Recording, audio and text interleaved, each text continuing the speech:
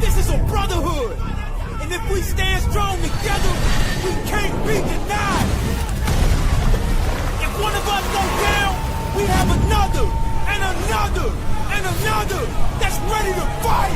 So let's hit this field and bang them, bang them, bang them. Somebody, light me up.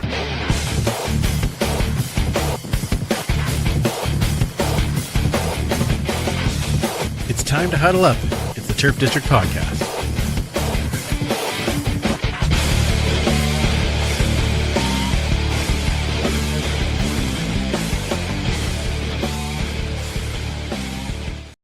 Welcome back to the Turf District, where we huddle up to talk all things Edmonton Elks and the CFL. Thank you for joining us, whether you're joining us live on YouTube or Twitch or Facebook, or maybe you have downloaded the podcast. Thank you very much for that. Or possibly you've downloaded or you're listening on Edmonton Sports Talk Radio. Thank you very much for taking some time out of your busy day to spend some time with us and talk about the Elks in this upcoming season.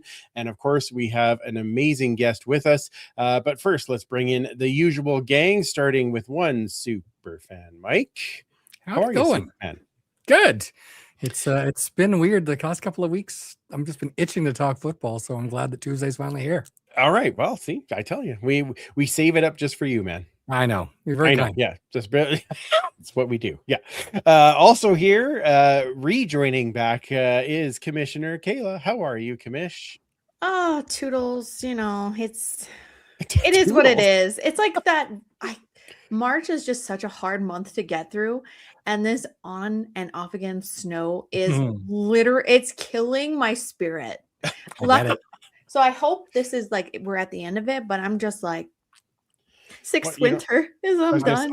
6th, like 18th at this point. Are you a betting woman? No. Yeah, wise. Smart. Very wise.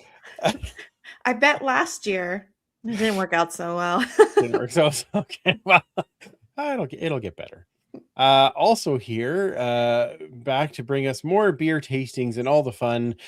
Linda, how are you? Rocking on with my bad self. Beautiful. See, now that is see, that's an entrance right there. Rocking on with my bad self. I love it. We have a lot to live up to. That's the title of the podcast, Rocking On With My Bad Self. Maybe next time, because this week, oh my goodness, it's very exciting. For almost a year to the day from his last appearance, we are very lucky to be joined once again by Elks head coach Mark Kilam. Welcome back, Killer. I can't hear you guys. Oh, you can't hear us? I can't hear you. Oh, can you hear weird. me? Yeah, we can hear you. Yeah. I can't hear you. Oh. Wow. Let's see. We're off to a good start. Fun way. See the. Make sure that he could hear us before, though, right? Yeah. Yeah. Should be a little gear. Of course. That's weird. I cannot hear you, which is the weirdest thing ever because it was working when we practiced. Okay. When we turned it on. So try the gear. I can see everyone's faces. Everyone looks good. How's it going? Okay. Okay. Are you here? Try the gear at the bottom. All right, let's try it. Yeah. So on audio here it says iPad microphone and then default speaker, which is the. Oh, well, that should be the. Can you hear me now?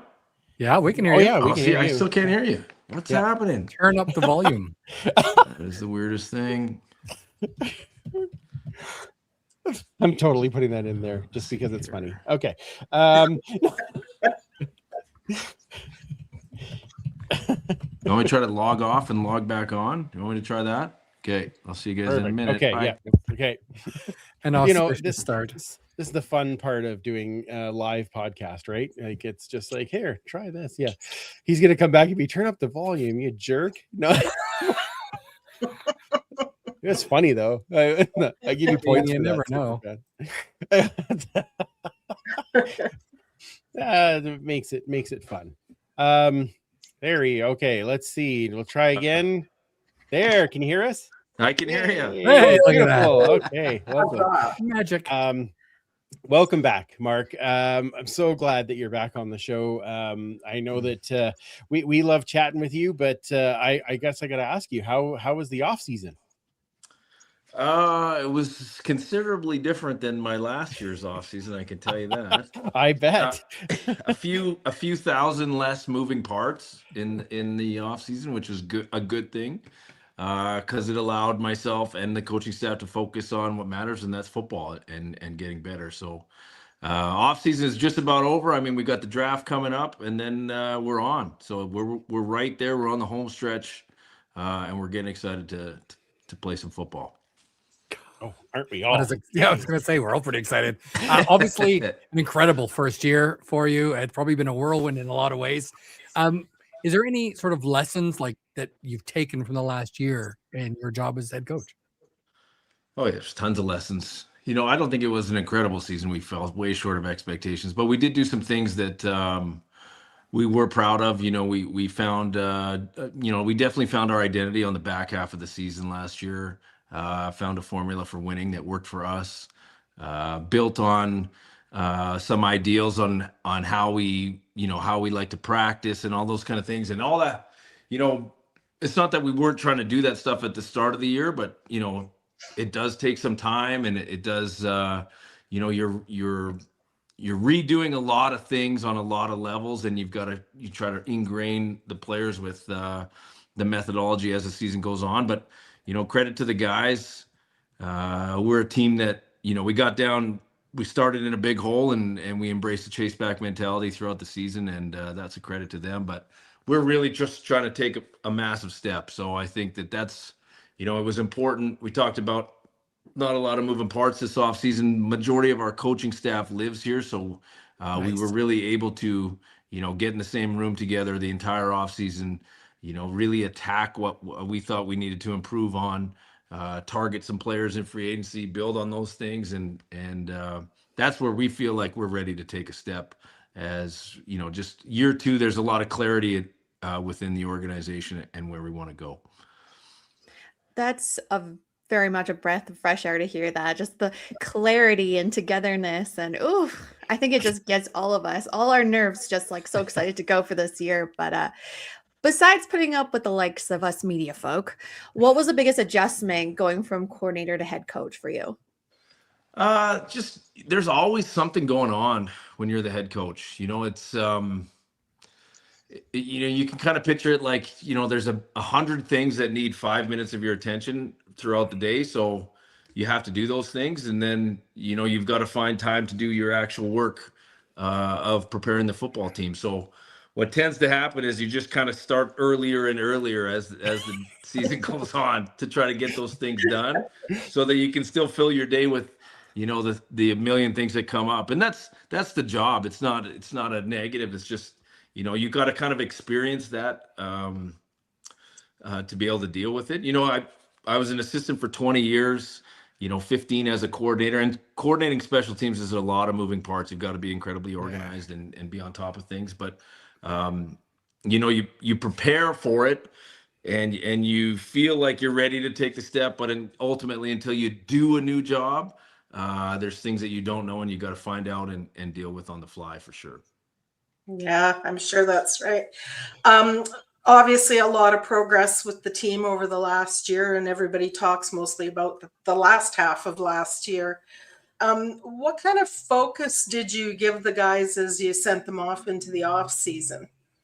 I said, don't forget the lessons that we learned. Okay. We had to learn a lot of hard lessons too, but we learned some good ones too. Like I said, we have a way of practicing and what that should look like, and the energy and the urgency and the compete level that we expect in practice. I said to all of our vets, it's on you to make sure we start our very first practice in training camp with that same level of energy, level of intensity. And that's just one aspect of it. But, I sent them on that way, and, we've got really high standards and high expectations set in the building, and it's going to be on our veteran players. We talked about clarity, that it's the second year for them in the system on offense, on defense, and special teams. So they know what they're about. Those are about. They know what the coaching staff's about. They know what I'm about and what I'm asking them to do. And so, it's important that they come in, and that's where we start so that we can take the next step and obviously finish in a better place than we did. Nice.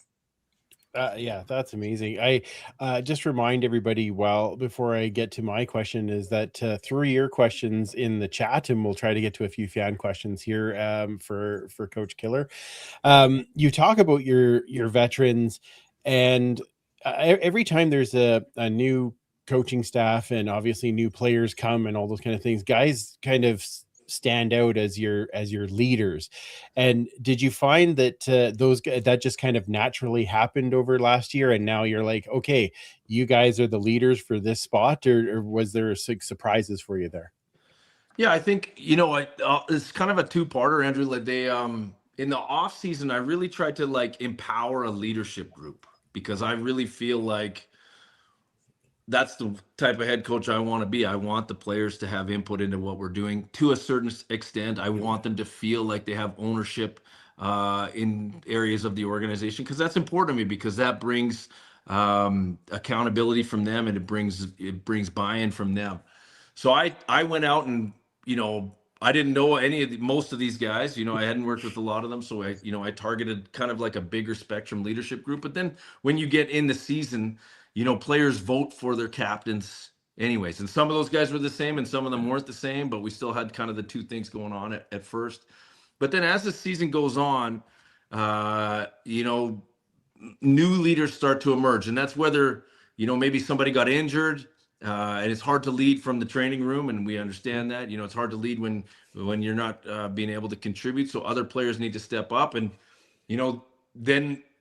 through a 6-month season, that's an evolving process. And I'll give you an example. A guy like Joel DeBlanco, who we knew was a good football player going in, didn't really have an opportunity before we got there, was kind of just limited to special teams. Well, we empowered him with the special teams captain responsibility at the start of the year. So calling the punt protection, running the punt team, which is the most important special team. But as the year went on and he started to get more defensive time, he just naturally emerged in that leadership role on the defense, and then within the whole football team by the end of the season. So, that's a credit to him as who he is, but it's just, natural leaders will kind of get the pack going the right way throughout the year. That's awesome. Like you just talked about, obviously, development of Joel DeBlanco. You had a lot of guys who stepped in and really got that opportunity because of injuries or because of opportunity. Odio Hilaire, Kenny Logan Jr., obviously JJ Ross. What's it like as a coach to see those sort of arrow up moves from some of these younger guys getting that opportunity? Oh, I love it. I love it. Jalen Garnes is another one. Another great guy. Yeah. Football's it's a tough sport. I mean, first of all, it's very difficult to make a professional football team. It's very difficult. You're just trying to find a role and earn a role through training camp to hopefully be in the building. Now, we say to the whole football team, and we tell everybody, it doesn't matter if you make the active roster coming out of camp or on the practice roster, whatever that is, you're part of the football team, because it's going to take everybody in here anyways. And so we constantly push guys. Again, going back to the standard of how we practice, we're constantly pushing that level of compete in practice so that guys are improving. We see them challenging each other. A guy like JJ Ross, who was off the active roster, just kept coming out and balling out in practice, basically going against our best guys, making plays consistently, doing it the right way. So he's still being a good teammate. He's challenging the offensive players, but not doing anything. He's not hurting guys or anything like that. So we're practicing the right way. And then he gets his opportunity. And because he had been practicing at such a high clip, that carried over to the game. And then, the rest is history with him. And we just fully expect him to take a whole other step this year, because, he's just scratching the surface on who he can become. But that's why we try to create such a competitive atmosphere and doing it the right way. Whereas we're not, kicking the crap out of each other in practice or running guys into the ground, but we are competing. The juices are flowing and we're practicing the right way. But then when the opportunity does present itself, you just feel so happy and pleased for a guy that can really take just grab the reins and run with it. I think when you talk about taking the reins and running with it, this speaks a lot about the guy I want to talk about next. So at the end of the season, you're pretty transparent in wanting Cody back as your starter. What is it that you see in him that wanted you to bring him back? What does he bring to this team? What screams green and gold about Cody Fajardo? What did you see? I could ask you that. I'll tell you what I see. I could say what for me, honestly, what I see in Cody is humility. Yeah. And a clutch player. Like when you're in a position where you need to get out of something, there's Cody. Yeah, Cody's a winner. Cody's a winner. Cody's a leader. Cody inspires and raises the level of play of the men around him. And I always have felt that Cody plays with a chip on his shoulder, and I love that. I feel I really resonate with him on that. And, he's authentic and genuine in the way that he leads. And that's why the players respond to him.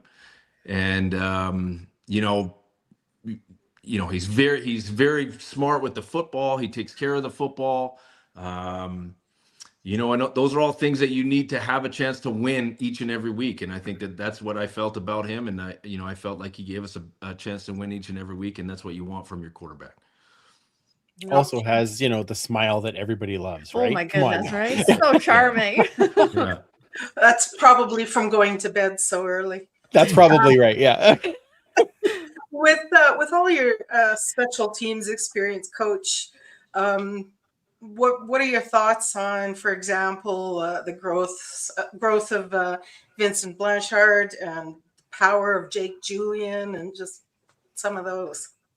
Yeah, I mean, I think when you look back at the special teams year last year, we started really strong. Then we kind of tailed off a little bit. We did finish the year with the highest punt return average in the CFL. So I did think I was pleased that we got Javon Leak going again.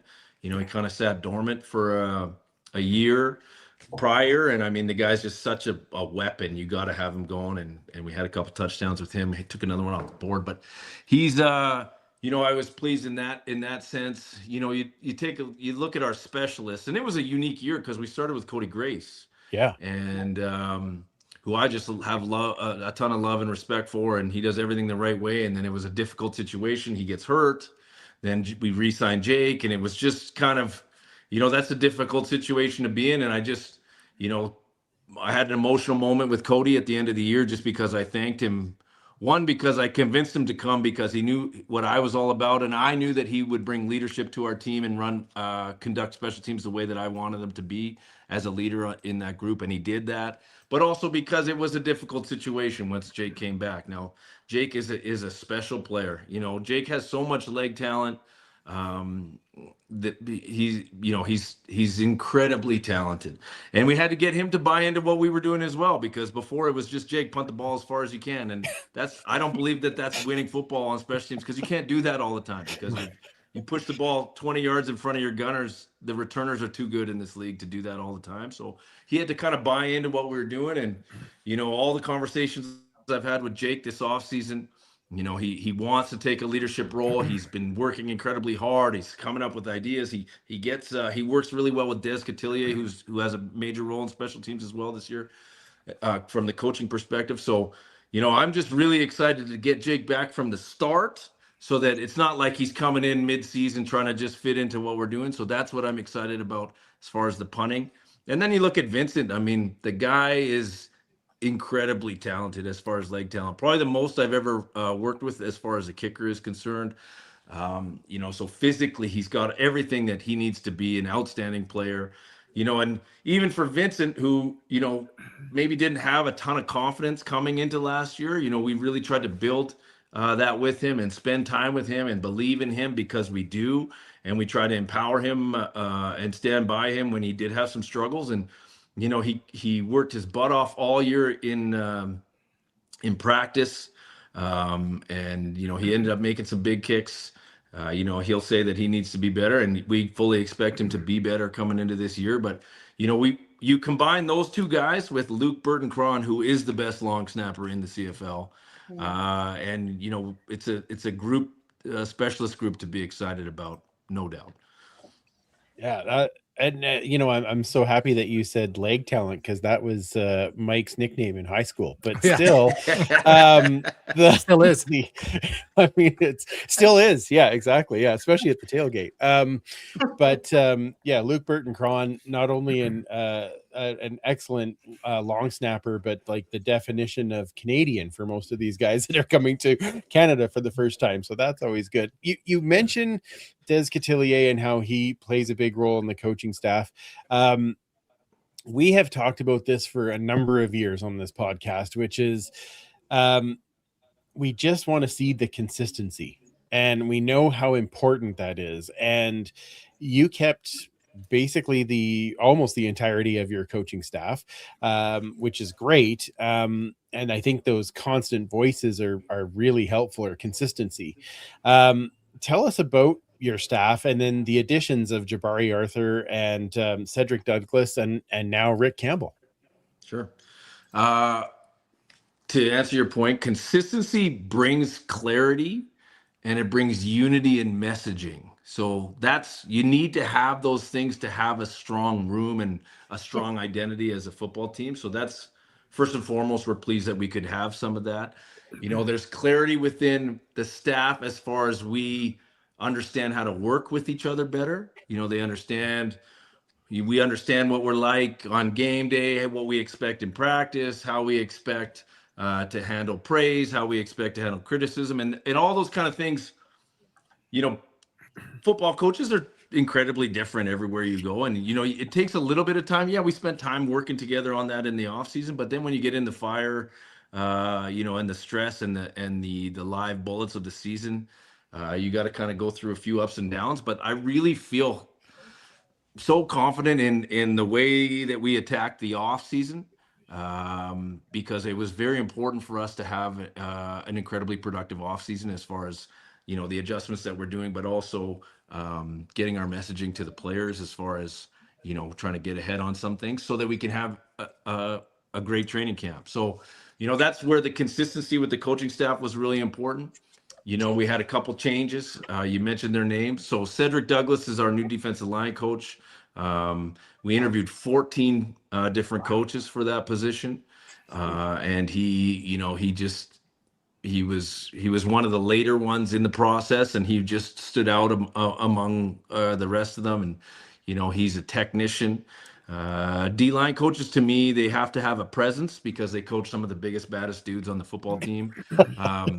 But they also have to be able to develop talent and develop pass rushers, because you don't get a lot of refined pass rushers, you know, out of the gate in the CFL. You have to develop them. And, you know, we're really excited about him. And, you know, he's run some voluntary meetings and I've sat in on them, and, you know, he's caught up to the CFL game and our defense, and they're on the same page. So I'm just really excited about that one. I think that's going to bring incredible value to our football team. And then Jabari Arthur is our new running back coach. So I coached Jabari when he played for the Red team way back in the day. And then, you know, he's obviously been coaching at the University of Calgary for, I think it's 7 years now, both as, you know, as an offensive coordinator and receivers coach and that kind of thing. And, you know, he had guest coached in Calgary a couple times when I was there. And I know they had offered him a job a couple times as well. And it just wasn't right for him to come to the CFL at the time, just his personal situation. But now this was the right opportunity. And, you know, he walked in the first, when we brought we only have like 3 coaches that don't live here, but we brought them all in February. And he walked in, and I think I was cranking "Welcome to the Jungle" at like 5:30 in the morning, and he was like, "All right, this is how it's gonna be." But he's got this like island chill vibe to him, but he's very competitive, and I know he's gonna do great things with our running backs. But just fits what we do, fits the character of the men that we want in the room, and is a like-minded individual with everyone else, which is important. Awesome. You talked about having some of the biggest, baddest dudes in the room. You had 4 big, bad dudes join your team in free agency. What are your thoughts on the addition to the offense and defensive lines? Yeah, well, we can start on the defensive line with Scoop, Malik Carney. So, I mean, that guy's he's an impact player. He's an impact player on that side of the football. He's, coming off a Grey Cup championship. He's a veteran. He has some leadership abilities. He's got versatility. He can play him off the ball. You can move him around. A lot of defenses now, they work in and out of like an odd structure where they walk a defensive end off and do some different things. He can do all those kind of things. And, I really feel like we have some really good players on our D-line already, and I think he's just going to just elevate that room, and that's what we're excited about. You look on the other side, we addressed, we're trying to make every position group in training camp ultra competitive, but O-line is going to be very competitive. Good. We just weren't consistent enough throughout the season. There, we played some really good ball at times, but then we needed to address some things. So, we went out and got 2 big tackles that are proven guys in Jordan Murray and Brendan Bordner. And, I'm really excited to work with those guys and get them in the room. And, there's going to be other competitions happening on our O-line in training camp. And it's going to play out for everyone to see. And I think, you try to bring, I've always believed that you try to bring in as many good players as you can into the room, and you let them sort it out. Like they're the ones that make the decisions by the way that they are playing and preparing and going about themselves on a daily basis, and they will sort it out. It's going to be great competition. The other free agents we signed, we tried to get a little bit bigger at receiver. We was a position where we, once Dunbar got hurt last year, we kind of lost a little bit of our vertical play. And Austin Mack, he's got that camaraderie with Cody already. He's had a big season with them. The guy brings energy into the room every single time. I love it because I just give it right back. And but he's a playmaker. He's a vertical threat, and he's a playmaker. And then you got, you look at Brendan O'Leary-Orange and Joe Robustelli, who are also big physical targets, big catch radius, can get vertical, but can also do some of the dirty work around the box, which is important because everyone knows we have a good running back that we're trying to get the run game going with, and you need your receivers to be a part of that. So, so that's exciting. That's exciting for us on offense and on defense. I was just thinking, I didn't answer your question about Rick. Do you want me to talk about Rick? Yeah. Sure. Halfway through that, I started thinking about that. 7:30 at night. I get it. Things rattle around in there. Yeah. No, I'm excited about Rick. Obviously I worked with Rick back on the red team for a season or two a long time ago. I've coached against him for an even longer time. But, I'm never, there's no ego in this thing. It's how can we make the organization better? How can we add to what we're doing so that we can accomplish the goal that we have? And that's really where it came from. Ed and I had conversations about it way back before it came out. I reached out to Rick. We had conversations to, put some ideas back and forth to see if we could find a role where it would work and something that we both felt comfortable with. And it did. And, obviously I have a personal relationship because I've known him for a long time, but I just really wanted to make sure, you're bringing someone in the building. Can they add to what we're doing? And of course he can. I mean, the guy's a legacy CFL coach, but he also has a ton of knowledge on all 3 sides of the ball. He's worked with in the CFL. It's going to be a resource for me as somebody that's been a head coach on 2 different teams. He's won a Grey Cup as a head coach. So, I mean, I think when you break it down, it's just net positive for our organization, and that's what you want. That's amazing. And it's always nice to have a Campbell back in the right. Yeah, right. That's right. So switching back to free agency, we've got Tyler Powell coming in from Hamilton. What are you hoping to see from him as he settles in the green and gold? Yeah, okay. Taylor Powell, he is a guy that is all about football. So,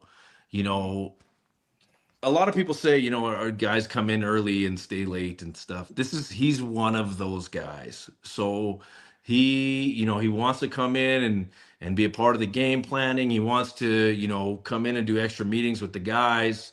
That's his professional side. He's very talented. When he was starting in 2023 for Hamilton or whatever year that was, there was a pretty unanimous opinion throughout the league, like he was like the next guy, the next quarterback. And I think, you know, and this is not a slight on Cole Snyder or Zach, the other two that we have quarterbacks in the room, but you know, anytime you can add to your quarterback room, that's a good thing, because it usually takes two to win. You know, the style of football that Cody plays, he's not afraid to put his body on the line.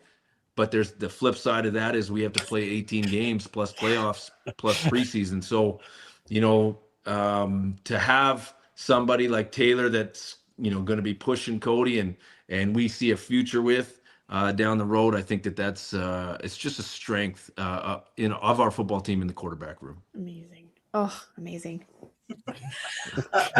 You preempted my question, Coach. I was going to ask about, you know, how it feels to have Austin Mack and Boo Brandon O'Leary Orange, and you answered it. And I just want to say, on behalf of, you know, us and fans everywhere, we see what you see and we love it. Awesome. We are very excited. Yeah, and Linda, those guys are great guys too. Like obviously they came out here for the free agent period, but you know, just in the correspondence that we've had throughout the off season, and you know, in the voluntary Zoom meetings that we've been doing, but you know, those guys, they're all in. You know, and I think, you know, they believe in what we believe in, and you know, they're excited to make their mark in green and gold, and I think that's something that all the fans should want to hear for sure. Yeah, I forgot, Linda, in that question. You know, Joe Robustelli is such a big ad too, just literally big and, and big. So that's a good thing too. Let's get to a couple of fan questions. We're going to start with a fan that happens to be backstage at the moment. Our good friend Joe is back on the podcast. Joe, do you have a question for Coach Kilam? I want to see if my mic's working. I don't want to have the same issue with the coach. It seems good. I don't know how that happened. It was working before. I had an amazing question in the YouTube chat, but you asked it almost verbatim. Like, oh, really? Yeah, like well done. Almost verbatim. It was a two-parter, just like yours was. But I've sat here and thought, and I can't really think of a question. But I think just kind of what Linda emphasized, last year coming in as a fan, sitting and watching the team over the last few years, obviously it hasn't been the best, but then coming in with all this new hope with yourself and Ed coming back and Chris being, you know, with you guys, there just was that kind of, as a fan, I just heard different things that I wasn't hearing from previous administrations. And, it was really going to a few games that I went to last year, sitting in that stands. The atmosphere even seemed different, even though the start didn't. You guys didn't come up to the greatest of starts last year, but as you guys started to win and came through, I felt that the attitude within the crowd was changing, and I think that's what's going to get more fans in the stadium, because I think you guys obviously fed off of that. I like even the games that I saw when I went to Regina to watch you guys play. It was a completely different atmosphere there, but then I had friends come from Saskatchewan to watch, and they were excited to see how well the team was doing, even though they're Rider fans, right? So yeah, I just want to like thank you and everybody involved on the coaching staff, the administration staff, for basically giving Elks fans hope again, because I really don't know what else to say.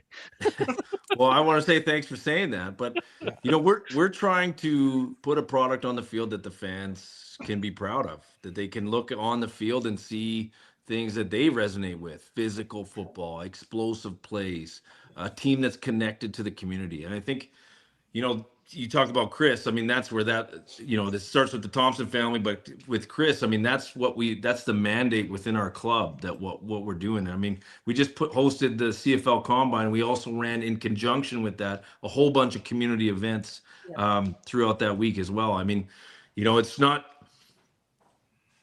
lip service. You know, we're trying to do what we said we're going to do. Now, the final part is that we got to we got to win more games, and we understand that. We know that what business we're in, it's professional football, and we're judged on wins and losses, but we're trying to build it on something bigger than that.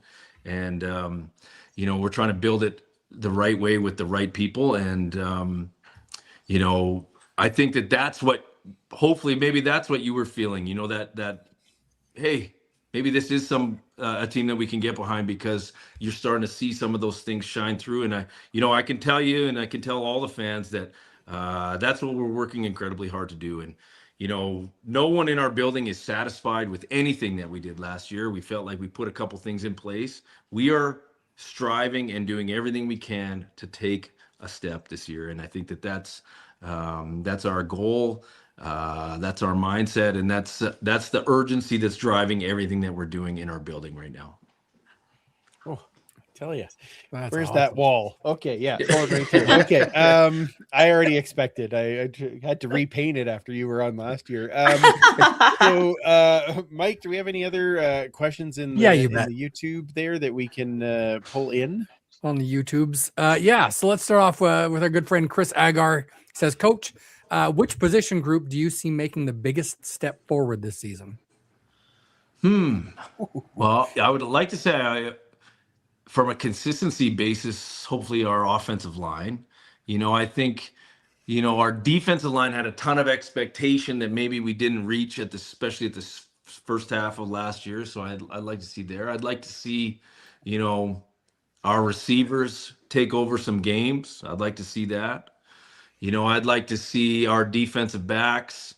I'm excited to see, because they played in all these different positions last year, but we've got continuity there, and there's so much communication that happens on our back end. So I'm excited to see them take a step even further from where they finished last year, because they're building on what they've already done.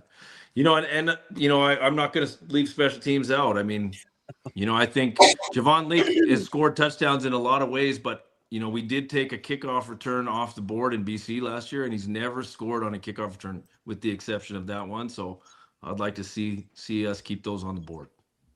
Ooh, that's a good one. We can't wait. Yep. What else we got here? Daryl McMahon. So obviously, as Edmonton fans, we're very used to quarterback pairings over the years. We had Tom Wilkinson and Warren Moon, then Moon and Dunnigan, Allen Ham, etc. Even Ricky Ray and Jason Moss. Do you think the CFL will ever get back to seeing a 2 quarterback system where there's you might have one quarterback go in for a different look for other defenses, or is this more of you're going to sort of live and die with your starter, and then only bring someone in if there's an injury or maybe short yardage? Yeah, I think that probably differs, for everybody in the league, whatever the coordinator is and however they want to use it.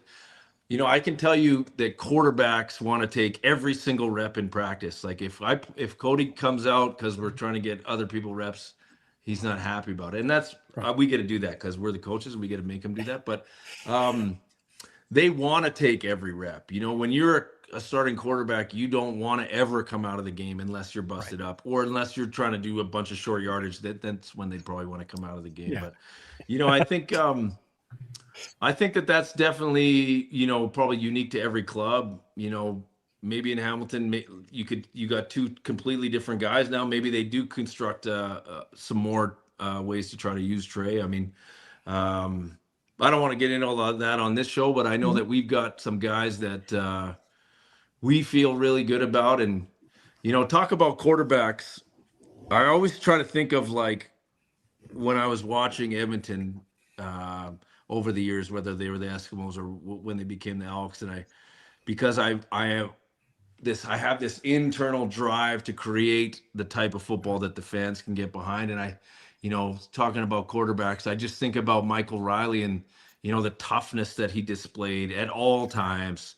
He kind of had a swagger about him, and he looked nasty sometimes. His mechanics looked nasty, but he would make plays. And you know what? He would leave his guts and his heart on the field every time. You know who else does that? Is our quarterback does that right now. And Cody plays like that too. And I think that's, when you're on a football team as a player and you see your quarterback doing that, I mean, you can't help but try to raise your game and raise everyone around you. So that's exciting. But That doesn't answer your question, but I don't know. I just kind of got off on a tangent about it. Are you going to get Cody to start wearing hats between games, or is it just every time he comes off, he puts one on?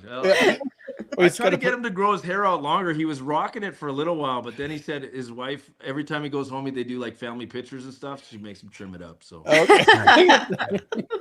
All right. We got two quick ones here at the end. This is from our good friend Leanne up in a little northern Alberta. Question for Coach. Last year, he used the blue bottle. Has he switched up his hair care routine this year? We're going to expect more of the same glorious flow. Oh, the blue shampoo and conditioner. I'm still using it. Using it. Yeah, it's a little bit longer right now because it's the off season. I'll trim it up before training camp. It'll be nice and short. So. Awesome. And last up, our good friend from Calgary, Randy. I look forward to you bringing the team to Calgary on November 10th to start Grey Cup week. Let's go, baby. There we go. I love it. So, Coach, the next is the draft, but how was, you talked about us hosting the combine. How was that combine experience for you this year? I thought it was great. I mean, everyone I spoke to felt like it was run really well, and there wasn't a lot of hiccups, and the athletes performed, and we split it over 2 venues at Commonwealth. Well, it was 3 really. The interviews were at the West End, our stuff at the Commonwealth, and then at the Bubble at Footfield. But the difference for me really was I had to go home, drive home every night versus just go to my hotel room and go for a beer or walk down to the meeting room. I had to drive in. So that was different, but it was, I thought it was good. I mean, I love the combine because you really you're putting a face to the film that you've seen. As far as the athletes, you get to compare them apple to apple, side by side, doing different drills and competing.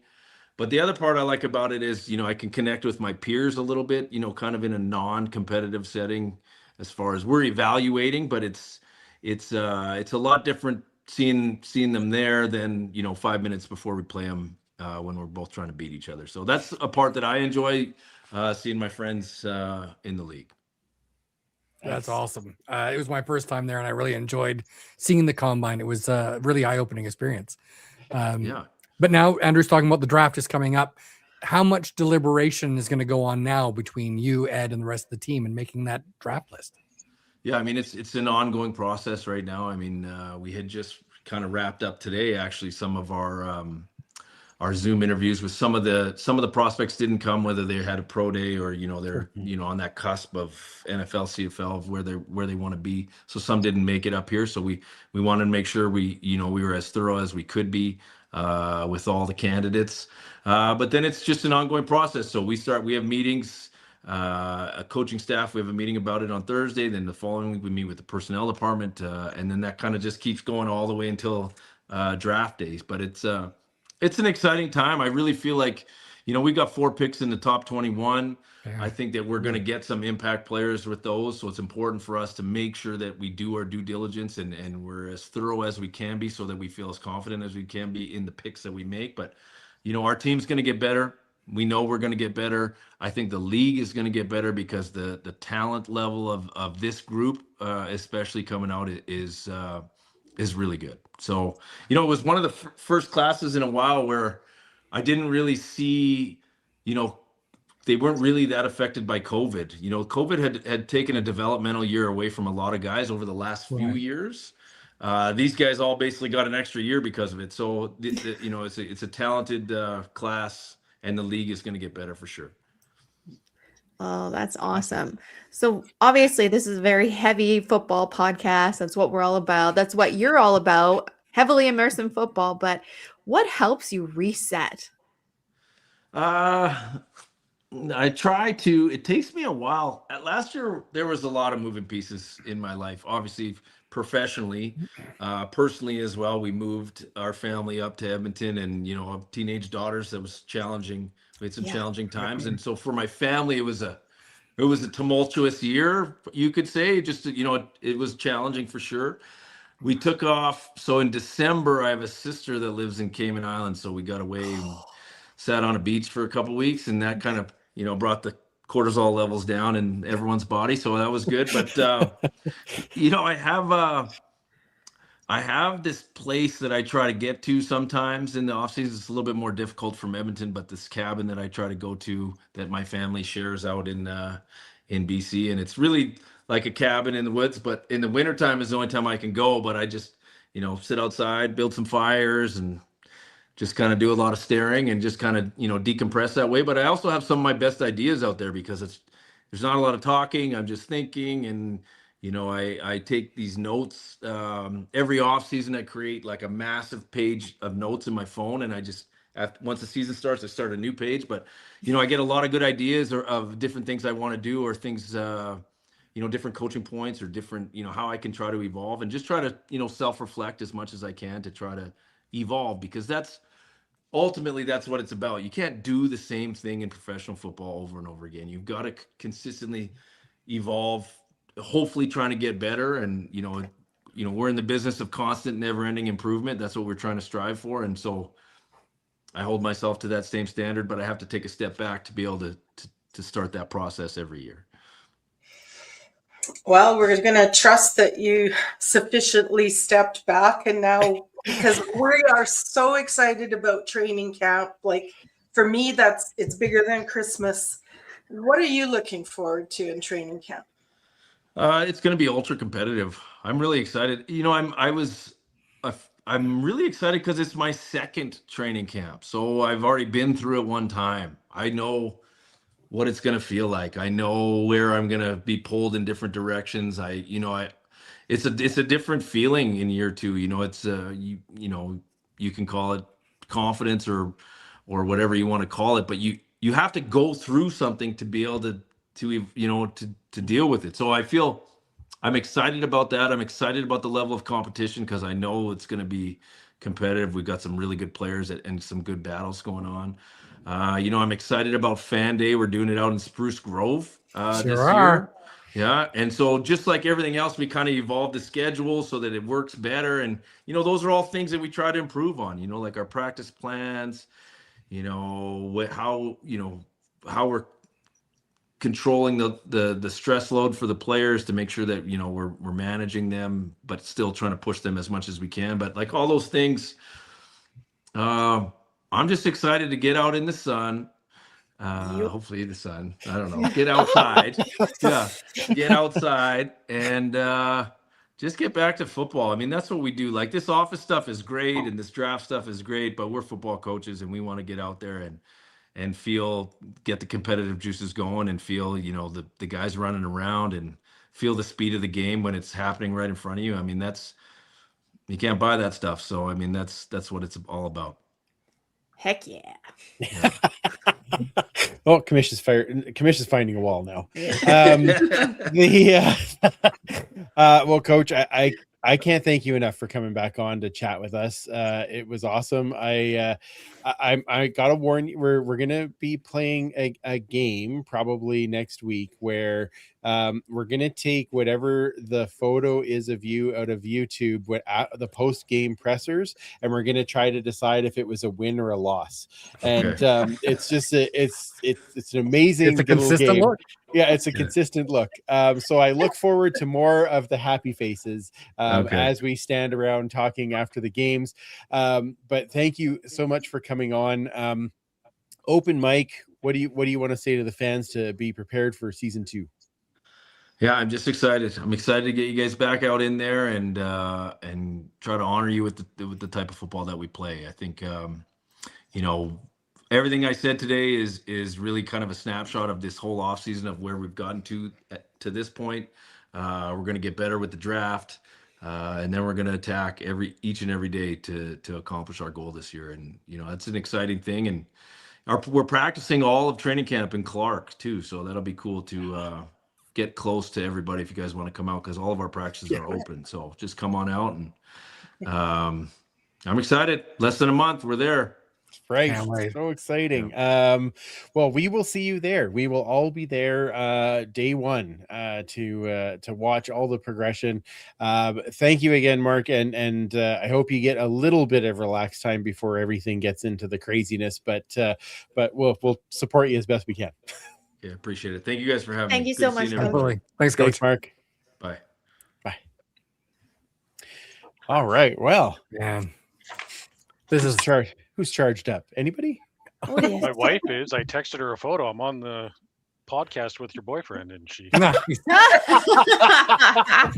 It was so funny because it was the first game of the season, and I was watching it on TV, and she's like, "Who's that?" I'm like, "That's the new head coach." She's like, "Oh my." It's fair. It's fair. Oh my. I'm like, "Well, I can't grow that hair, but No. What you can't? Otherwise, like looking in a mirror. Yeah, that's right. Yeah, yeah. yeah. You needed the blue bottle. Yeah, you need the blue bottle. That's what it is. Yeah, the blue bottle and the better pants. I don't know. That's Leanne's formula for everything. Yeah. Everything. Yeah. Joe, we're gonna get to you in a second, but I That's thought you fine. might enjoy being here for a little fun and games with Horde and Tell because absolutely. because I never miss a Horde and Tell. right, and it's I do. Superfan. It's very exciting. All right, you all set there, Superfan? Yeah. Let's give her. All right.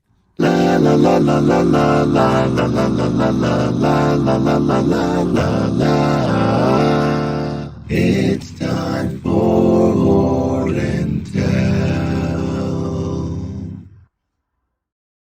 All right. There he is. Look at that. Oh, look at that. It's beautiful. Yeah, it's been a fun time.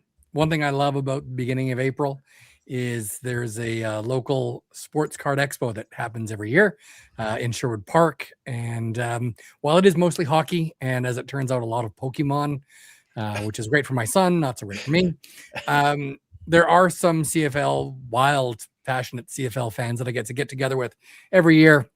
And sometimes I can find some little gems. So I did pick up a few things, and I thought I'd show these off today. And yeah, let's start off with this one. This is, at first, you're going to look at it and think, oh, that's not really that CFL. Here we go. A little junior football program from 1954.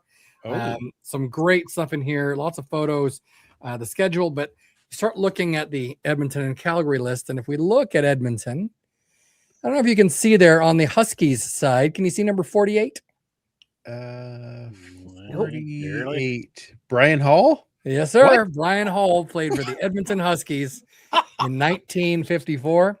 Bill Smith is on there. Mike Kamek is on there. Lee McMillan. Quite a few guys that made the senior club in the next couple of years. But finding Brian Hall's name on there, I thought was just pretty exceptional. Talks a little bit about the junior football. Obviously, we've talked about the Huskies and the Wildcats before. And yeah, this is, I think, the first year of that particular rivalry. So that was kind of a cool addition.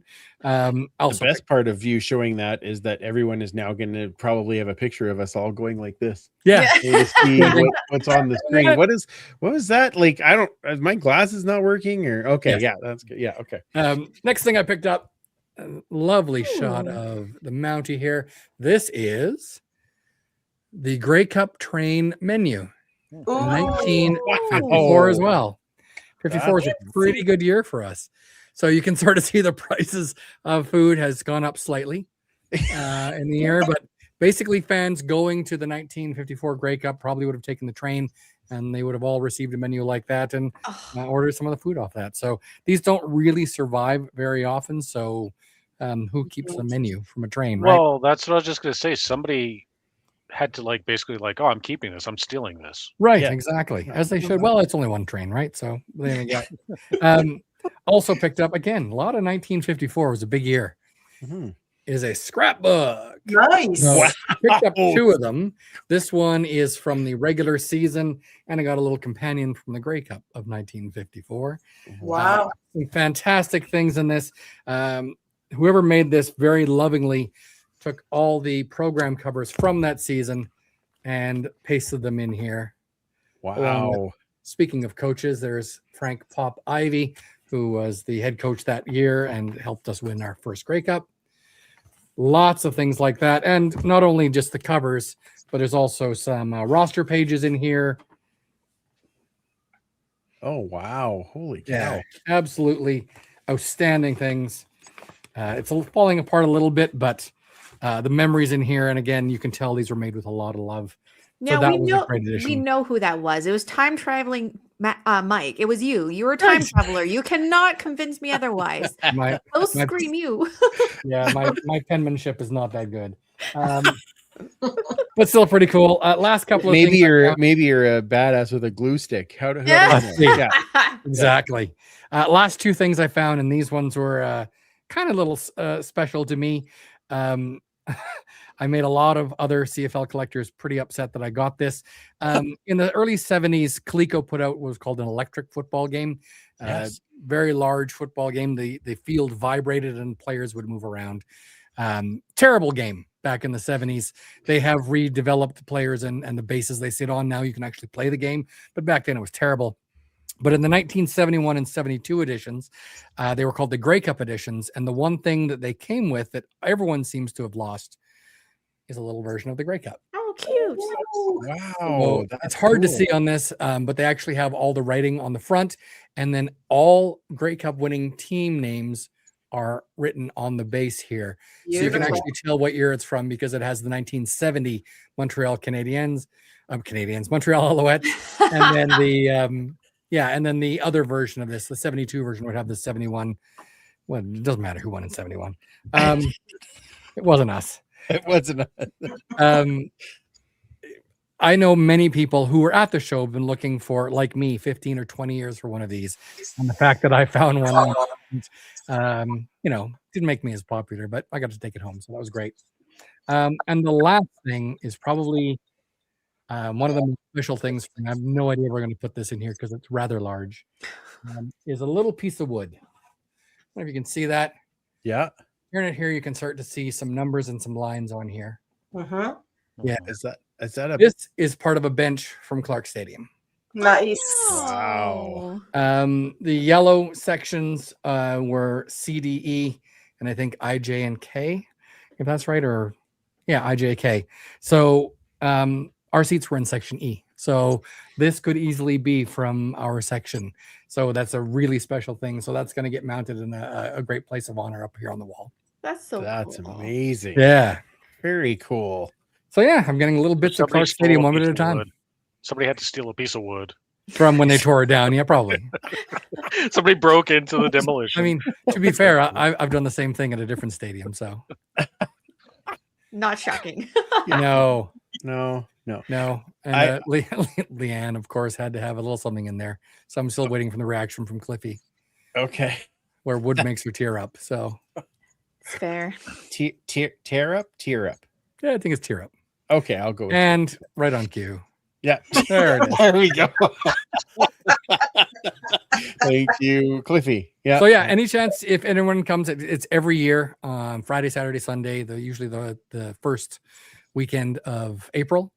It's in Sherwood Park, so not too far. Come on down. Even if you don't pick anything up, it's great to just hang out with other CFL-minded folks, and you never know, you might bring home a gem.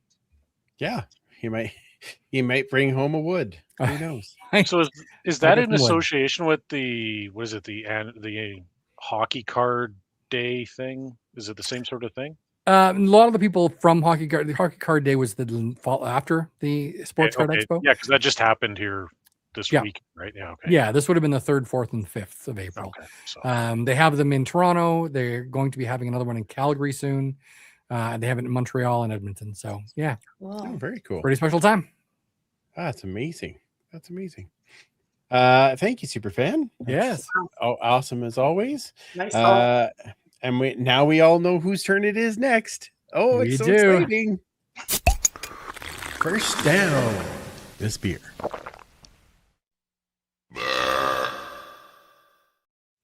Beautiful.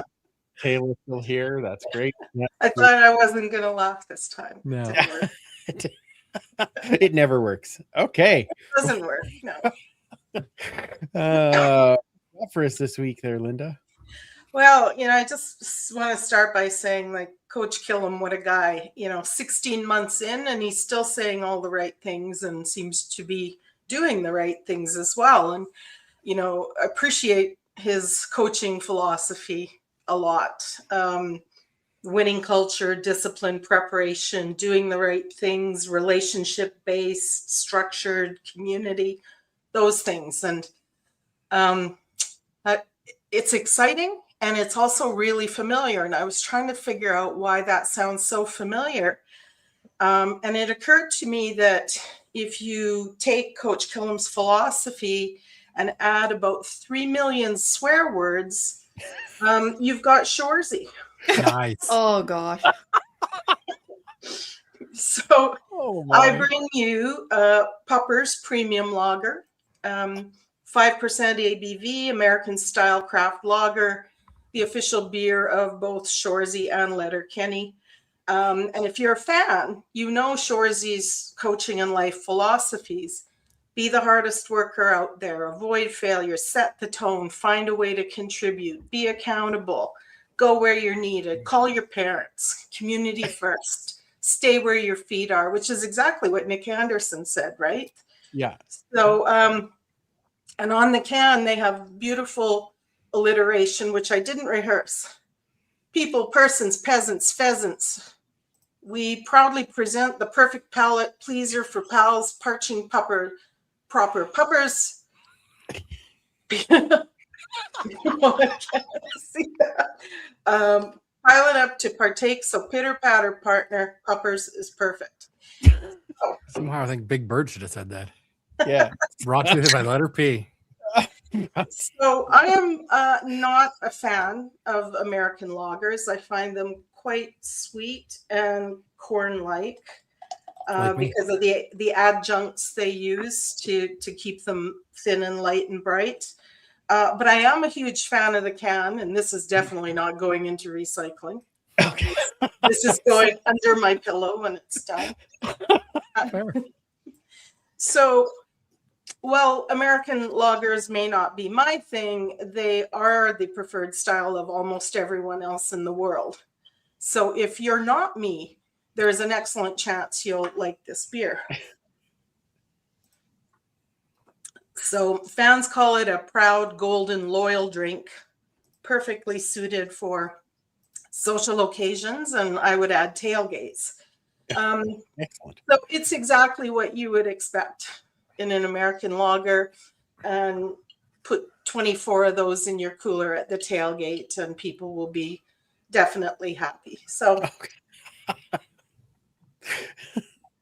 did you want another one, or Yeah. Oh yeah.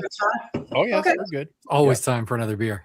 Yeah. Well, my motto this season is I'm trying to bring less so that I say less, so that the show doesn't go on forever, which is why I got Say Less. Ooh, that looks good. Which is a blood orange sour from Manual Labor in Sherwood Park.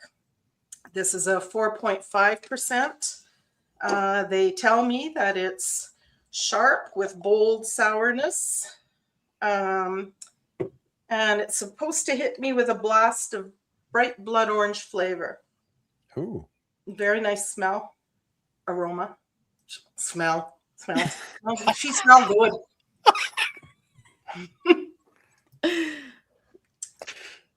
It is tart, a little bit tart, not too tart, pretty juicy. It's got a really surprising dry finish, not too sweet, and that blood orange is really front and center. Blood orange is a fantastic ingredient for beers. And there are a lot of Alberta beers that are playing around with blood orange right now. This is the first sour I've had, but if you're interested in that flavor profile, Medicine Hat has an orange ale. Alley Cat has a blood orange wit, Belgian beer. Stronghold has Firefly Fury blood orange pilsner. And Old Beautiful in Calgary has a Brass Monkey blood orange blonde. So this one's super drinkable. 24 of these in your cooler would go as well. Okay. I love the color. It just reminds me of the beach. I kept thinking it would be brighter, but it is a lovely. It's a nicer color than the that other one. Anyway, that is what I brought for us today, because I'm clearly in tailgate mode, training camp mode, and trying to bring things that are a little more accessible to more people. Can't wait. So excited to swap beers with you, Linda. Yeah, me too. Won't be long. Beer swap, whiskey swap. Here we go. Mm. We're doing it all. Yes. I hate that I gave up drinking about 15 months ago. I Yeah. watch this every week, and it's just like, and then I go to the liquor store and I see either the beers that Linda brings on or just all these other beers I haven't been able to try, and I'm just like, oh god. Yeah, that's gonna. It's a good thing the no alcohol beer craft has improved so Yes. much. They've gotten better. I actually just found one here the other day at Sobeys that I actually didn't mind. The only real one that I've really bought consistently is the Guinness. I mean, everybody's like, well, try the Corona and try the Heineken. I was never really a fan of Heineken or Corona regularly. So, but the Guinness, I mean, you could tell that it's non-alcoholic, but It's tastes a almost good like, it's a good one. it still tastes like Guinness though, right? Yeah. So, My Nice. brother-in-law loves that one too. yeah. It's good. That's a good one. Yeah, perfect. Well, Joe, now that you are here, thank you for joining us. Well, I was going to say it's a good thing you brought Coach on first because I'd hate for everybody to leave after my segment and then, drop off and then miss all the good stuff he had to say. So, no, I was going to say, just how fired up are you after that chat by the coach? That's yeah, it's definitely, like I said in my quote unquote question, I guess.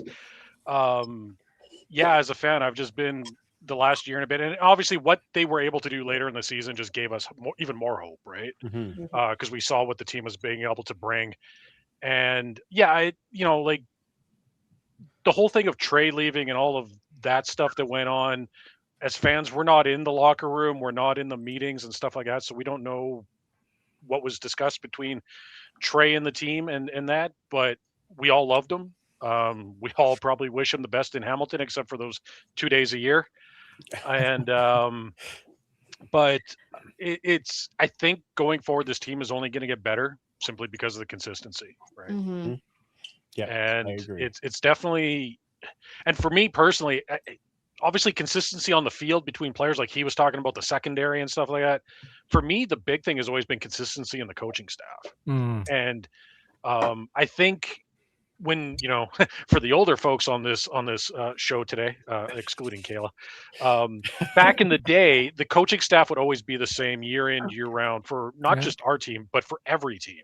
Yeah. You wouldn't see this every year. There's new coaches coming in and jumping from team to team to team, right? And you would see the consistency in winning for every team, and obviously it benefited us really well in the 80s and that. So I think going forward, having the consistency, and obviously they've brought in some new coaches and a lot of new players. So it'll be interesting in the next couple of weeks to see what happens. And like you guys were talking about the draft and everything. So yeah, it's definitely piqued my interest. I've actually contemplated about getting season tickets again. Oh, you should. Contemplate. Keyword is contemplated. Yeah. yes. It's the whole financial, There is thing, that. but I will be probably definitely attending more games this year. It's Probably or definitely. definitely be attending Okay, more games. thanks. I won't Thanks. be. It's not going to be like 10 games, obviously, but it's probably going to be about at least 4 or 5. I'm going to try to make Nice. it. Let's say 11, and see including a playoff game.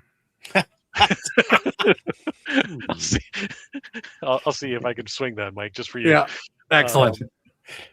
But yeah, no, I'm super excited. I think this is one of the first times in a long time that I've actually been excited for football again in the city. Like I'm a fan. I'm going to cheer for him regardless, but like I legitimately can see this team easily making the playoffs this year. That's my bold prediction for. Nice. That is a bold prediction. I'll take it. Well, Joe, you're welcome to come sit with us. Yeah, well, I was going to mention this to you, Gail. I was going to text you. So I know we've kind of shot back and forth on emails or text messages about the cost of the tickets and all that, and where you guys sit in, is it L or K? L. Right? L. Yeah. And I looked at where you guys sit, and like I think you're like 2 rows from the cutoff where the price changes. Mm-hmm. But the funny thing is, then I looked where my seats used to be down in section K. Was it row 14 or 15, whatever we were? And they actually were cheaper than yours. Yeah, they've gone So up. I'm like, No overhang. yeah, there is no overhang, but it's also like, yeah, but then I got to sit beside Kayla and I know. Chad Such a struggle. It is.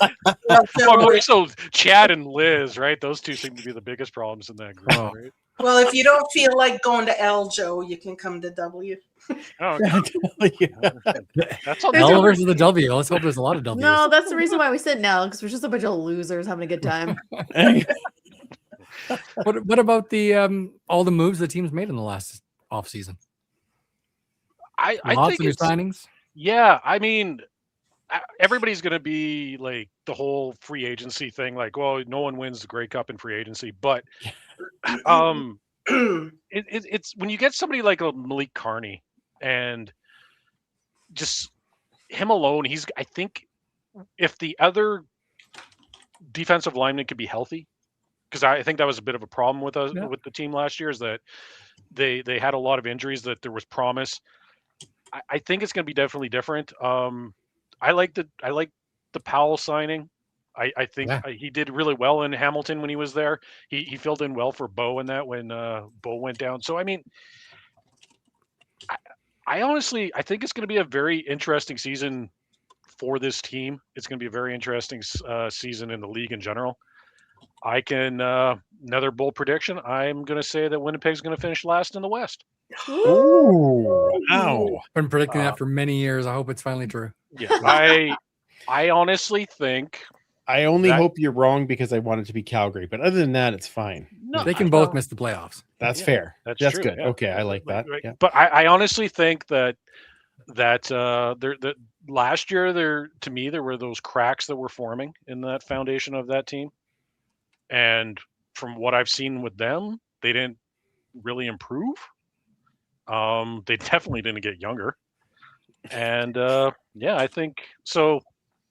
But I can honestly see the Elks probably finishing at least third in the West. Ooh. Because of the changes that they've made, both in all three phases of the game. I think that it's definitely going to it's going to be a much different team on the field this year. Awesome. I know I'm going to have a lot of people, probably either the people that are in the chat or the people that watch us later.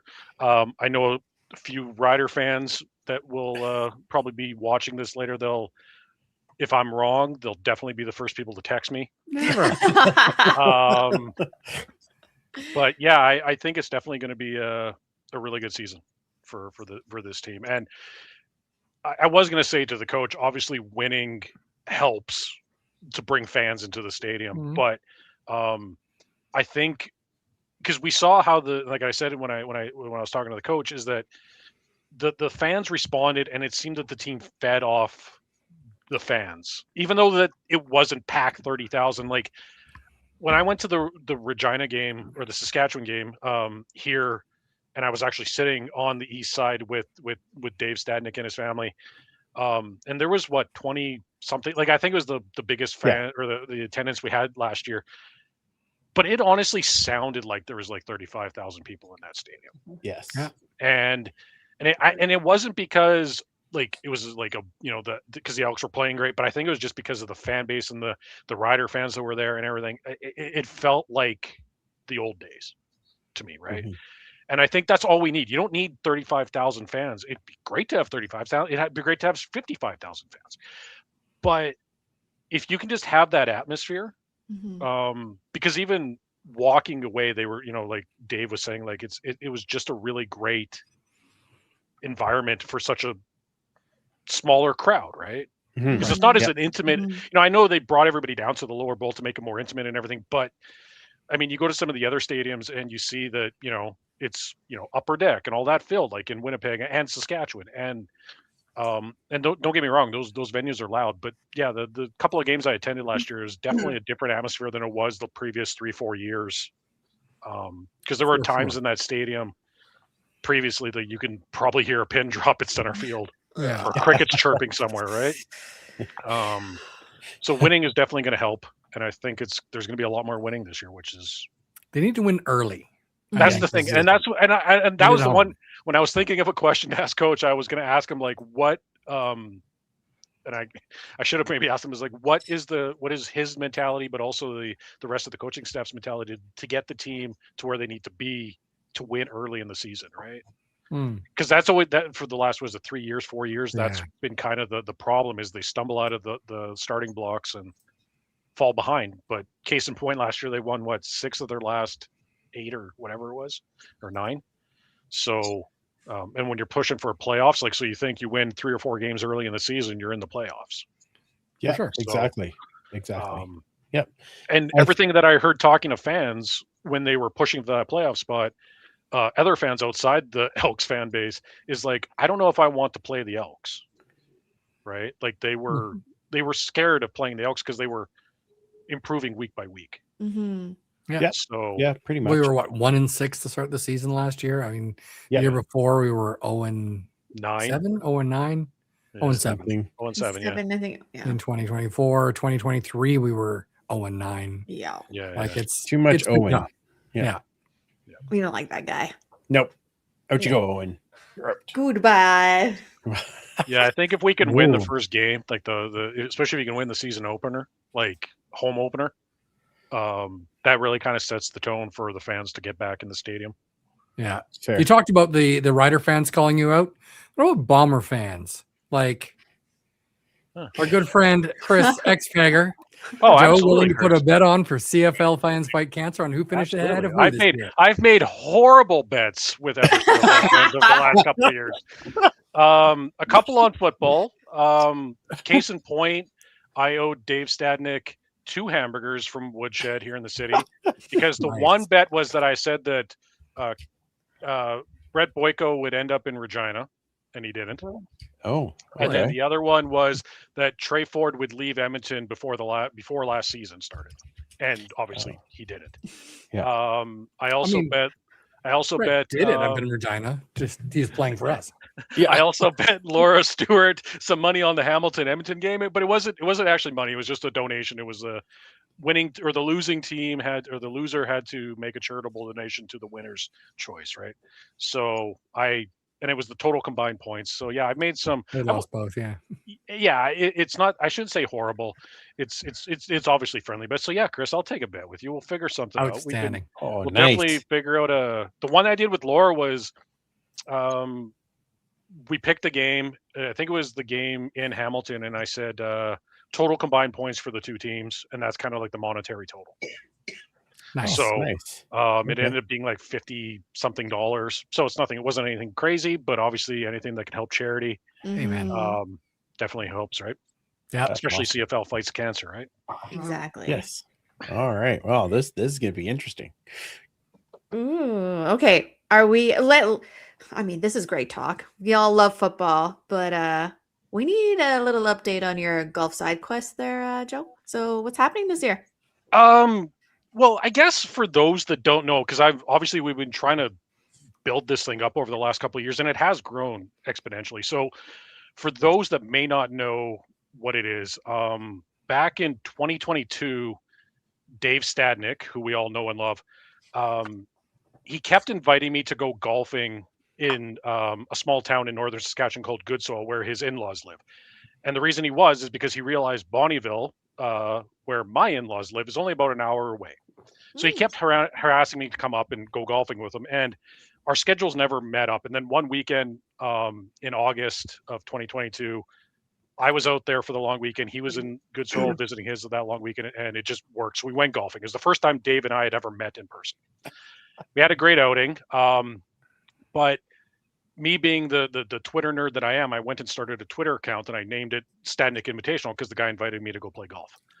And we sat there as we played each hole. I would just give a hole by hole update of the scores. And we kept track of the scores and lost balls because that was Dave's kind of a thing. He would always announce how many balls he lost when he would go golfing with his father-in-law or whatnot. And then during the course of the round, he's like, "Hey, there's the game in Regina in a couple weeks in September. You should come down and we'll go golfing, and then we can go to the football game, and it'll be a great weekend." And I'm like, "Okay." So got the permission to go. Went to the game. We had an outing, and it was just we tried to get people like we did with this, try to get as many people as possible from the CFL fans. And the only people that showed up were Sean and Tammy Parsons. great. It was honestly one of the most fun foursomes of golf I've ever played in my life. Just the four of us, because we're all horrible golfers. And then I think, and again, I just did the whole same thing, tweeted out scores as we were going. But I found that there was a lot more interaction. So in 2023, we're like, hey, let's try to see if we can get a lot of people, but kind of like promote it early. So we started promoting it around this time, and we kind of picked the date. I think it was in July that year, and we ended up getting, I think it was like 16, or I can't remember if it was 16 or 20 people. I think there's 4 or 5 groups. And it's all CFL fans. Like, we had people come from Edmonton, Calgary. Most of the people were from the Regina, Saskatoon. And I went to set up this crazy spreadsheet that everybody had their own tab. You fill in your score, and it automatically on the other tab has a live leaderboard. We still use it to this day. And the nice thing about it is I was able to post that on social media. People were able to follow along that weren't involved. And in the course of that, though, before we started that, Dave's like, you know what? I'm going to start. I want to, for every stroke I take, I'm going to donate 25 cents. And for every lost ball, I'm going to donate $5 to CFL Fans Fight Cancer. So we asked people, and we made it so it's not mandatory, and to this day, and it'll never be mandatory. You have to partake in the fundraising if you golf with us. But people, the first year we raised just over $600 amongst everybody that played. Nice. And then in 2024, Dave came up with this concept of having sponsors, because we had all these people that wanted to play, but because of where they live in Canada, or just they don't golf, they don't want to golf, but they wanted to help us raise as much money as possible. Dave came up with this idea, because I think he had family members that wanted to help.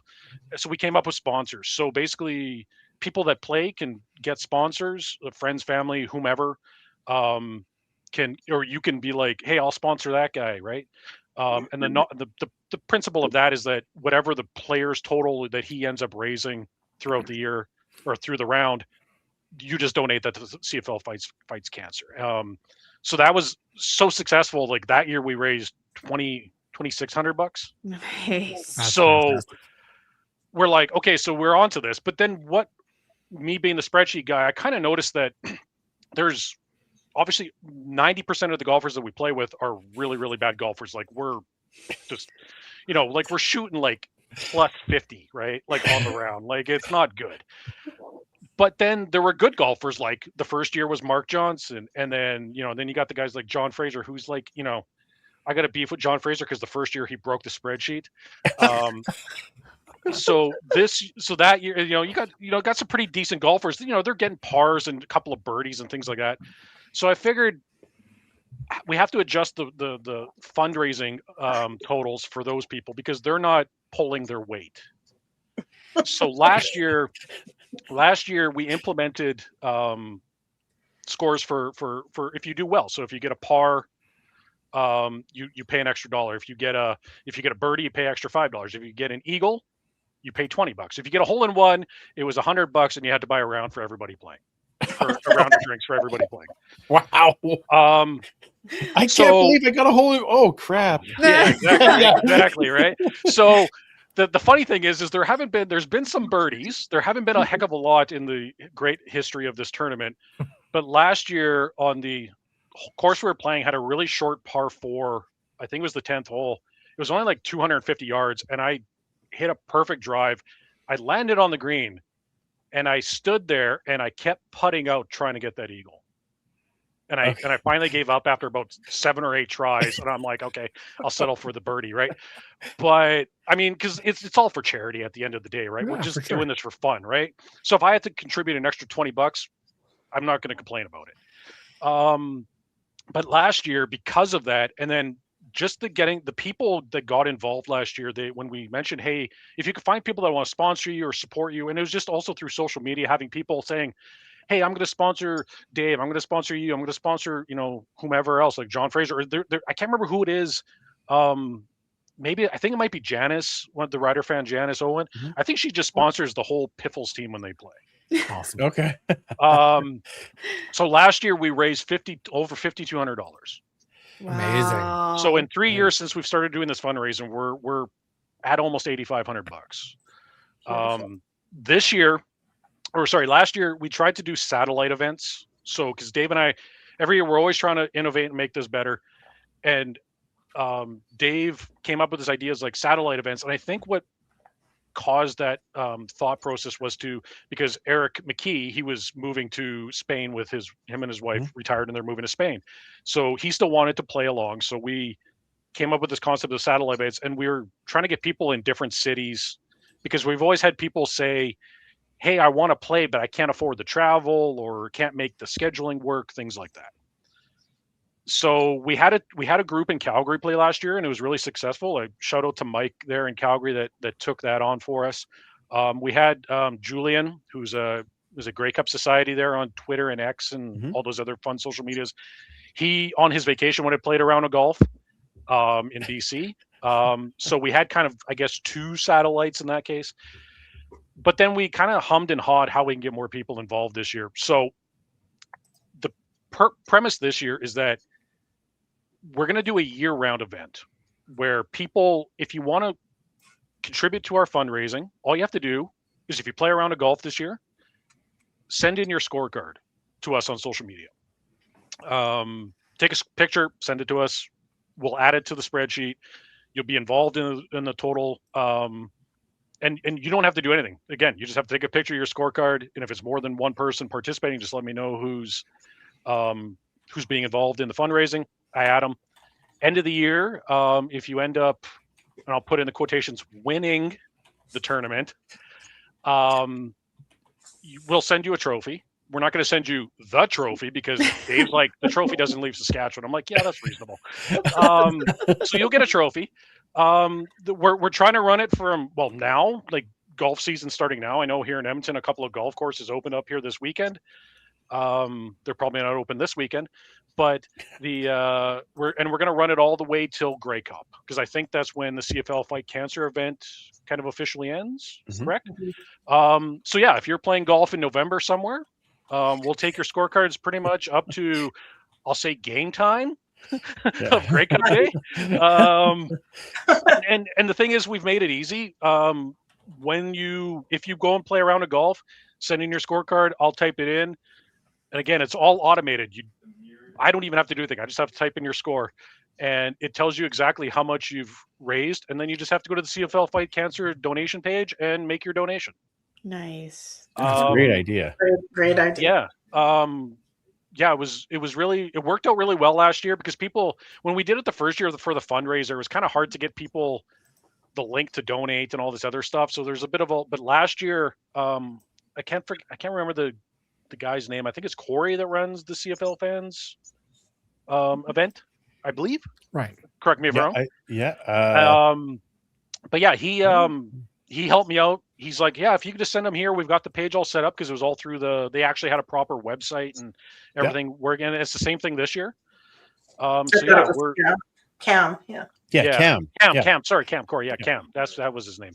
But the big thing too is that every year, Dave's like, well, you're still coming to Regina to golf, right? So even though we're having people golf wherever they want, any time of the year they want between now and November, we're having our annual big event, and we're doing it big this year. We're doing it on Labor Day weekend. Ooh. So maybe Mr. Chris, who challenged me to a bet there, can make his way to Regina that weekend and come play some golf with us because we've been trying to get him to golf with us for a few years now. So yeah, we're doing a Labor Day weekend. We're doing it on the Saturday, which is the 6th, I believe. And I think a bunch of us are going to the game the following day. So you're more than welcome to buy a ticket, come to the game on the Sunday, the not Labor Day game, classic. But yeah, so we're still doing that, and I guess a little bit of incentive for that game or for that match the golf tournament on the Saturday is last year we did it. It was a big hit, and for Dave went. For those that don't know, Dave's really good at making 3 things, and he'll say this too. He's really good at making a cheesecake, cookies. I believe they're some sort of a sugar cookie. They're amazing, and pierogies. Ooh. So last year, the way he made a whole bunch, and then it was a prize giveaway for the people that had the most sponsors. And the way you get entered into the draw for the prize in the Regina event and the Regina participants only. Unfortunately, Dave's not shipping pierogies across Canada. Unfortunately, is the more sponsors you get, the more entries into the draw you get. Obviously, increasing your odds, right? So, my bold prediction before about the Elks, I would like to make a bold prediction or hope is to break $10,000 raised this year, because we've pretty much doubled our amount that we've raised in the last 2 years. So if we can double it, we're well over $10,000 this year, and I think we can do it because I think we'll be able to get more people involved. Awesome. So yeah, it's fun. It's all for charity. We're all horrible golfers. If you're a great golfer, you're still going to pay some money. Like, because case in point, like the golfers in the first year we did the scoring, those golfers that were good, they were only contributing like $20, right, to the total. Last year they were on par with some of us horrible golfers that were shooting like plus 30, and their totals were at as much or more, because if you're getting a birdie, you're contributing as much as I am with a golf ball, right? So it all kind of balanced out, and I think that's what helps us to get the most money for this great cause.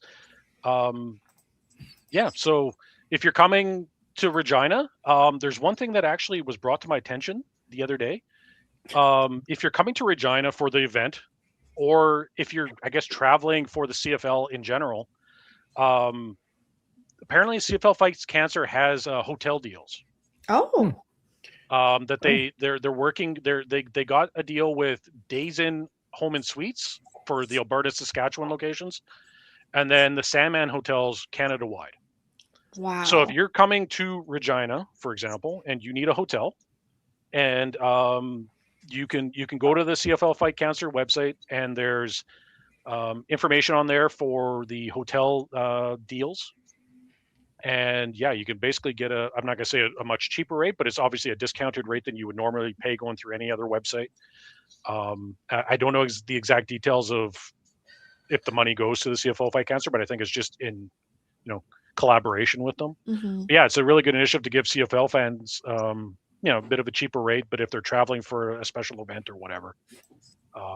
Yeah. So yeah, we're looking forward to it. I'm looking forward to getting a bunch of DMs with scorecards. Awesome. I've got the spreadsheet set up for this year. And don't think on my part that I'm going to be doing a lot of work. It's literally, I just have to change the pars on each hole and then type in your scores. It takes me 10 minutes. It's not a lot of work. I don't mind if you have to work. What's that? I don't mind if you have to work. So unless John breaks the spreadsheet again, which he will never live that down. Thinking small trophy and bragging rights. And pretty cool. I also started handing out participation awards or certificates last year. So anybody that golfs, and this is for everybody across the country, whoever golfs, I will personally print off a participation certificate for you and mail it. Nice. So I don't care if you live all the way in like Cole Harbor, or Nova Scotia, or way out on the island in Victoria. I will mail you a participation certificate, and if you win, you get a trophy.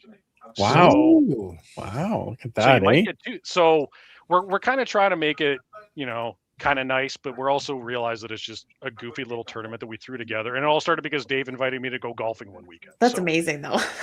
Is it? What happens if you play more than one round of golf? Is it? You can only count one? That, what? I never considered that. But and here's the thing. It's I'll actually let it be. I'll let that be up to the player.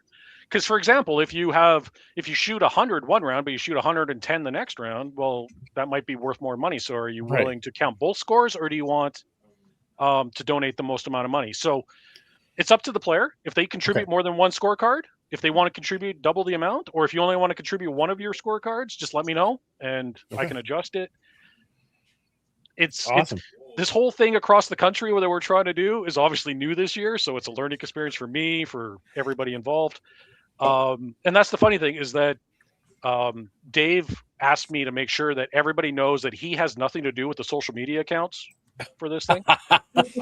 I'm the guy behind it. Unfortunately for everybody, Dave is a namesake in a for the event. That's pretty much it. I'm the face, and unfortunately for all of you, I'm the face and the voice of the Stadnek Invitational. But yeah, so social media, we're on everything. We're on Instagram, Facebook, Twitter, Blue Sky. Yeah, you can find us there. It's just Stadnek INV for the accounts. Just look for us. Whatever works best for you to submit your scorecards. We have a Gmail account, which is stadnekinv@gmail.com. If you want to mail me your scorecards, that works better. Yeah, so it's something we're trying. Hopefully we can get a whole bunch more people. We highly encourage people to get sponsors. But the thing is too, is if we understand, if times are tough or not everybody can afford to donate $50 to a charity or $100 to a charity, we get that. Case in point, I've had people say, well, I want to support this person, but I can only afford $10. Well, if you can only afford $10, then that's fine. And we keep track of all those individual, donations separately, but they still got counted to the overall total. So awesome. So like last year, Glenn that golfed with us in Regina, his sponsors right off the bat just donated $500. Nice.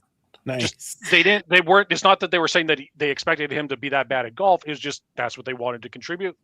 And we're not shying away from large donations either, right? Every dollar counts, whether it's a $5 donation, a $1 donation matters or helps. Whatever you guys can afford to help, that's all we ask. But if you can't, we understand that too. We just want the support to be able to have stuff like this, have you invite us onto the show to talk about it, to get the word out there. You see our posts on social media, just share and share them around, retweet, repost, whatever it is now. I don't know. Yeah. If you see us mention stuff, just kind of share it or mention it if you got family members, you don't golf, you got family members that golf, say, hey, we're doing this thing. Give me your scorecard. I'll donate whatever you raise or something to that effect. Right. We're just trying to raise as much money possible for CFL fans Fight Cancer. Awesome. That's awesome. That's fantastic. And thank you for all the info to follow along. So Joe, I'm going to sponsor you this year because I still can't play golf, but I will sponsor you right now. And we'll see how this goes. Wait, can you do mini golf, Andrew? I can do mini golf. I can do that. So two things. So just for your point about Andrew, my total donation has never been more than $50. Great. Okay. So you're in good hands. I'll put you on the list, as they say. And okay. Kayla, somebody actually asked me one year, what happens if you do this event in Regina and it's pouring rain? We've considered mini golf. We've also considered golf simulating or simulators. Oh, get simulator. Yeah. Like there's like venues or whatever. I'm not sure if there's one capable in Regina to accommodate 16, 20 people, whatever we have. But it's definitely something we've looked into. Luckily, the last few years in Regina, it's been like 35 degrees when we've been golfing, which is a completely different issue. I'm not sure luckily is the right word there. But yeah. We've had good weather. I guess I should say luckily we've had good weather, but it hasn't been the best. But mini golf, you know what? If you want to submit a mini golf course scorecard, I will put it in the spreadsheet. I can make it work. Asterisks. No, not even asterisks, because at the end of the day, again, all I need is the par of the hole in your score. I don't care if it's 9 holes or 27 holes. I don't care. I can make it work. It's just, again, we're trying to raise money. So Kayla, if you don't golf, well, I know you golf, but Andrew, if you go out golfing with your family, you guys keep your scorecard, send it to me. I'll input it, and you guys can raise some money for the CFL landscape. I feel like this could be like a turf district field trip to go play mini golf. Exactly. And, it's contribute to CFL fans. And it's stuff like that we want to do where people. Like if we can get I know Cliffy, I don't know if Cliffy's still here, but Cliffy, the Alouettes flight deck guys can go golfing at their local course, or the Piffles guys can go, well, they'll probably be with us, but get guys in Calgary and the guys, the BC Lions Den guys and things like that. Like I know it's hard to travel. It's expensive to travel. It's expensive to go. And also, I know we do it in Regina, and people are like, oh, I don't want to go to Regina. And believe me, I get it. The problem is 90% of the people that have played with us are from Regina or Right. Saskatoon. Fair enough. So when it's only like me and like Eric and Vince coming in from Alberta, and that's it, I Yeah. kind of justify like, okay, go to Regina. It's easier to have 3 people travel in than 17 people travel out, right? So hopefully this year we can have more people be like, yeah, I can play my local course, submit a scorecard, and that's it. Awesome. I am very excited for this. So it's again, it's at Stadnek INV, right? Yep, for all the social medias. And then Okay. for the email, it's just stadnekinv@gmail.com. Perfect. Easy. Perfect. That's awesome. Well, before we jump off today, I do want to remind everybody that the Wine Fest for Yes. the alumni, you can still get your tickets at eefootballalumni.ca. So grab your Wine Fest tickets. Hoping to catch up with Matt O'Donnell here pretty quickly and get a few more details on that fun and games. Yeah, what's the date again? It is May the 2nd, Saturday, May the cute. 2nd. All right. And then 2 to 5 in the afternoon. And then May 1st, our friends Pay It Forward with Football, their family fun bowl. It's only $30. You can message on Twitter at P4WFB and get your tickets that way. So make sure that you join in some of those great events. I want to thank again Coach Killer for coming on. It was awesome. He bugs us every now and again. He's like, "Oh, when do I get to come back on?" Now you do, and it was outstanding once again. So we'll make sure that we keep having this conversation with him. Where do we find everybody else other than the Stadnek Invitational? Joe, where does everybody find you? At Balaneski on Instagram and Blue Sky and Twitter, I believe. I don't know. Okay. To be honest, I'm mostly on Instagram now. I gave up on Okay. kind of doing stuff on Twitter and all that a long time ago. But yeah, I poke my nose in there a couple times a week, but I'm not as frequent on there as I used to be. Let's just put it that way. All right. Well, I don't think any of us are. Linda, where does everybody find you?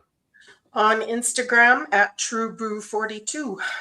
Outstanding. And Commissioner? On Twitter at Duchess Lombardi. And Superfan? On most socials at 56 Parkies and in the Edmonton Football History account at EDMHISTOREE. Awesome. And you can, of course, find the Turf District everywhere at the Turf District. X, Facebook, Instagram, TikTok, Blue Sky, Twitch, all the things.